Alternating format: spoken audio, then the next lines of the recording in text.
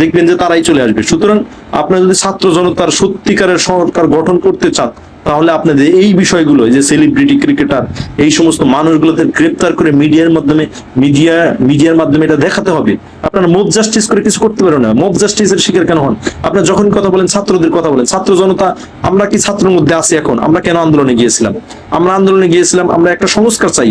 আমরা এই দেশের মধ্যে যারা মানে বিভিন্ন ব্যবসা বাণিজ্য করতেছে, তারা যে সমস্ত টাকা উপার্জন করছে, সেই সমস্ত টাকা পয়সা উপার্জন করে যেন আমরা সুন্দর সুস্থির ভাবে দেখভাল করতে পারি, আমাদের পরিবারকে দেখভাল করতে পারি, আমরা সৎভাবে চলতে পারি। সেই জন্যই তো আমরা রাজপথে গিয়েছিলাম। আপনার ছাত্র জনতার কথা, ছাত্রদের কথা সবসময় বলেন, ছাত্র জনতার কথা কেন বলেন?